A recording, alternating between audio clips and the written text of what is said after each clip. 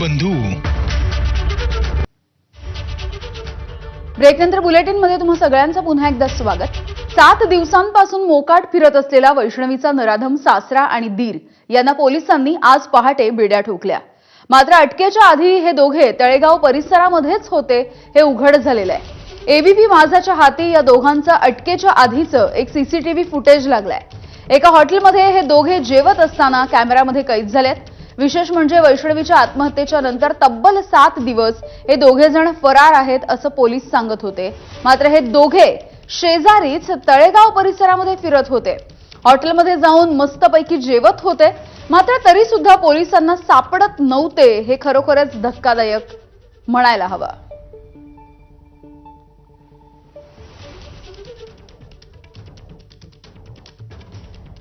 मोठी बातमी म्हणजे संपूर्ण राज्याला हादरवणाऱ्या वैष्णवी हगवणे आत्महत्या प्रकरणी पोलिसांनी अखेर तिचा सासरा राजेंद्र हगवणे याला अटक केलेली आहे. त्याच्यासोबतच वैष्णवीचा दीर सुशील याला सुद्धा अटक झाली आहे. वैष्णवीने सासरच्या छळाला कंटाळून आत्महत्या केल्याच्या नंतर 7 दिवसांपासून राजेंद्र आणि सुशील हे मोकाट होते. पोलीस त्यांचा शोध घेत होते. अखेर आज पहाटे 4:30 वाजायच्या सुमारास त्या दोघांना बावधन पोलिसांनी अटक केली. वैष्णवीचा नवरा शशांक, नणंद करिश्मा आणि सासू लता हगवणे या तिघांना याआधीच अटक करण्यात आलेली आहे. नाझीम मुल्ला आमचे प्रतिनिधी या सगळ्या संदर्भात माहिती देतात. नाझीम, या दोघांना सुद्धा अटक करण्यात आली आहे. त्यामुळे आपण असं म्हणू शकतो की संपूर्ण हे जे हगवणे कुटुंब होतं, ज्यांनी छळछावणी चालवायला सुरुवात केलेली होती, ते सगळं कुटुंब आता गजाआड झालेलं आहे. मात्र दुसरी एक महत्त्वाची गोष्ट म्हणजे एक व्हिडिओ सध्या समोर आलेला आहे, ज्याच्यामध्ये हे दोघे सुद्धा मस्तपैकी हॉटेलमध्ये जेवताना दिसतायत. याच 7 दिवसांमध्ये ज्या वेळेला पोलीस असं म्हणत होते की हे दोघे जण फरार झालेले आहेत. यामिनी, हा जो सीसीटीव्ही आपल्या हाती लागलेला आहे, हा सीसीटीव्ही पिंपरी चिंचवडच्या लगत जे तळेगाव आहे, तळेगाव मधल्या एका हॉटेलमध्ये हे दोघं मटणावरती ताव मारतानाचा हा व्हिडिओ आहे. आणि हा व्हिडिओ 17 ते 18 या दरम्यानचा असल्याची माहिती आपल्याला सूत्रांकडून या ठिकाणी प्राप्त झालेली आहे. आणखी एक व्हिडिओ आपल्या हाती आलेला आहे आणि तो आपण थोड्याच वेळात दाखवूयात. तो आहे अटकेचा व्हिडिओ. बावधन पोलिसांनी त्यांना कशी अटक केलेली आहे.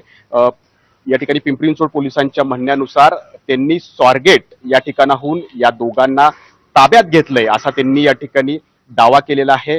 पहाटे 4:30 वाजता ह्या दोघांना अटक केलेली आहे अशी सुद्धा माहिती या ठिकाणी पोलिसांकडून आपल्याला आता प्राप्त झालेली आहे. आणि त्या अनुषंगाने आता पुढचा सगळा तपास जो आहे या ठिकाणी सुरू झालेला आहे. खरं तर राजेंद्र हगवणे आणि सुशील हगवणे यांना सकाळी ज्या बावधन पोलीस स्टेशनमध्ये आणण्यात आलं तिथं आपण पोहोचलेलो आहोत.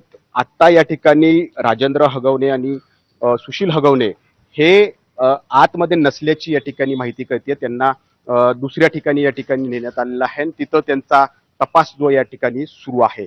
खरं तर आणखी यामध्ये एक अपडेट आपल्याला मिळते.